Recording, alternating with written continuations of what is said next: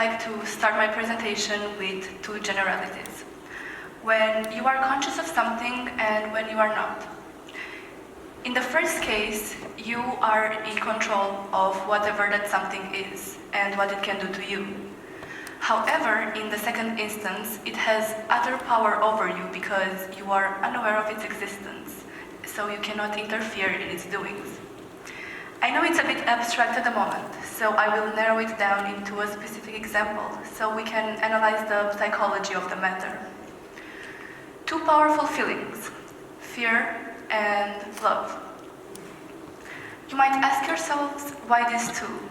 Well, because of their strength and grandiose impact on each one of our lives. They are core feelings, omnipresent both in our day-to-day lives and in our primary emotions. From these two, all the others are derived. Happiness, joy, peace are all found in the presence of love towards someone or something, whereas hate, anxiety, anger are all rooted in a degree of fear. So, why is it important to acknowledge what we feel and clearly know what we love and what we fear? Well, because otherwise they control our lives. They take the helm of our behavior, and we might end up in unfavorable situations because we decided to stay blind to these feelings. I will begin with love, because as Paulo Coelho said, love is the most important and most vulnerable of human feelings. More precisely, with the love you see. Love in itself is an ancient feeling proven by a group of scientists from Harvard Medical School that performed an experiment on 2,500 subjects taking MRI scans of their brains when showed a picture of a loved one and of an acquaintance. In the first case, when showed a picture of a loved one, the most activated regions of the brain were the dopamine-rich ones, also called the feel-good neurotransmitters. They are part of a primitive neural network of the brain called the brain reward circuit. This mechanism functions to oppress negative emotions. It's like a stress buffer, if you like. So, therefore, feeling love can actually improve the quality of your life. Personally, I've realized this when I look back on how I feel after I spend time with my father. I tend to get lost in my head a lot due to stress caused by school or anxiety caused by personal matters. But as soon as I see my father, all that fades away. And even when I engage in the smallest talk with him, all these negative emotions are dispersed. And I feel much, much better, at least temporarily. And all it takes is a connection between my eyes that see the person I truly love and the dopamine-releasing glands in my brain. But what about the love you don't see? The one you choose to overlook, actually. I say choose because love is based on facts. It's based on actions, on the way of interacting with the other person, on the quality of life that that person brings to you. You can ignore these things, of course, but it doesn't make them disappear. It doesn't make them any less real. It's just you sheltering the feeling in the depth of your mind, and you involuntarily take it for granted. Out of a sudden, something that brings value to your life ceases to be valued, but the dopamine and cortisol levels are still kept high at the sight of that person. You are still in a balance of joy caused by their presence in your life.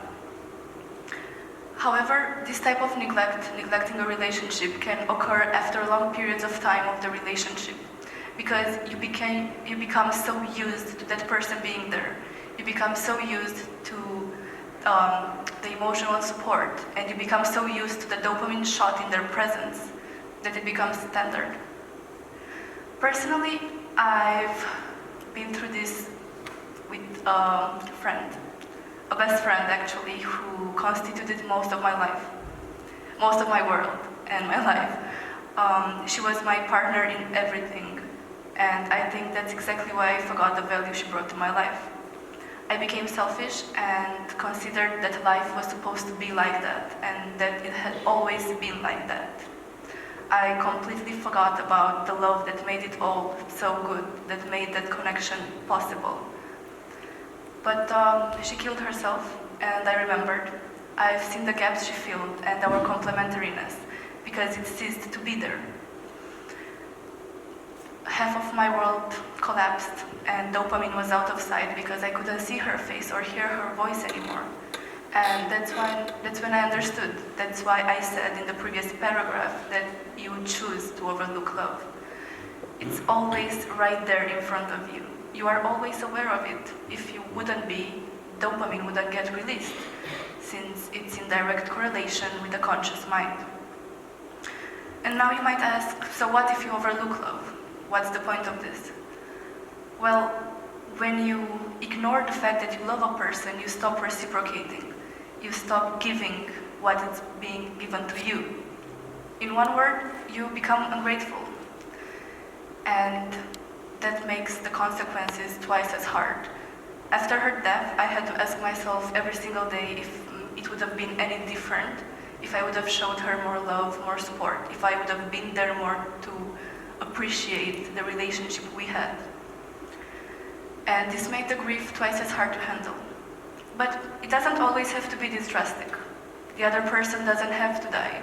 Sometimes they might just break up with you or unfriend you or detach themselves from you because they feel undervalued and not appreciated enough. And it's a pity and it's hurtful to realize that you lost someone of value due to the fact that you just ignored the fact that you loved them, that just because you were ungrateful. Well, this has been about love, and it has been powerful. But there is one more feeling just as dictating as love, which is fear, that I will also split in the same two categories, starting with the fear you see. I will begin with a straightforward example. When you are afraid of spiders, you don't run into a spider web in order to avoid a discomfort that's possibly threatening. This allows you time to fight or flight, allowing your sympathetic nervous system to release adrenaline so that you can protect yourself from the danger. This mechanism protected organisms for thousands of years, and it's the reason why we are alive today. But there are also fears that we don't see. And these fears can come from anywhere, and they control our lives because we are in the dark completely. Fear in itself is an inbuilt defense mechanism that was used by our ancestors to survive the harsh environment around. As I previously mentioned, it got genetically transmitted to the future generations, but our society adapted. It became safer and more evolved. However, an example of instinctive fear that still prevails today is the fear of starvation. And this is the prime cause of stress eating, overloading our fridges, and eating even after the feeling of fullness arises. This is due to the self-preservation instinct that kicks in and directs us towards food so that we will not starve, since we are afraid unconsciously that our environment will abruptly change. However, in today's modern world, that fear is irrational, so we do not perceive it. But it's still there deep down in our minds. And this is the cause of obesity, anxiety, or the inability to adapt to new situations without having something to eat. I've noticed this about myself as well in the past few years, because I'm a person that doesn't eat much at home, maybe 2 meals a day. But whenever I would go to a friend's house, I would have this insane urge to eat every 2 hours, which always led me to worry about my metabolism. So I went to nutritionists and doctors, and they told me that I was fine. So I just stepped back and analyzed why this was the way it was. And I've realized that I've lived in the same place for 18 years.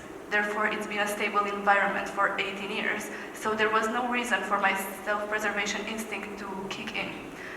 However, on unknown territory, the primitive sides of my brain directed me towards food so that I will not starve.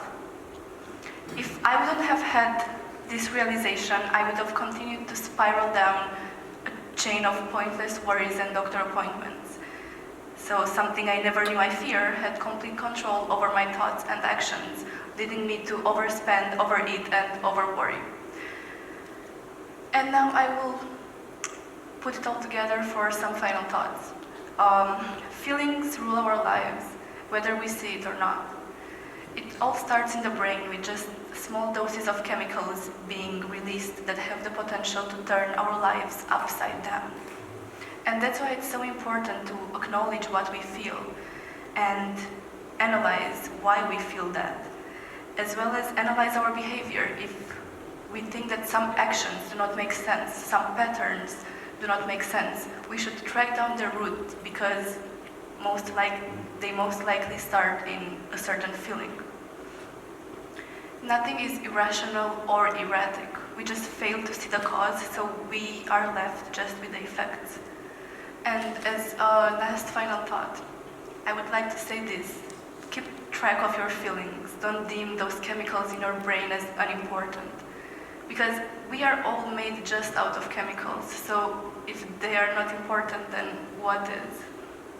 Thank you.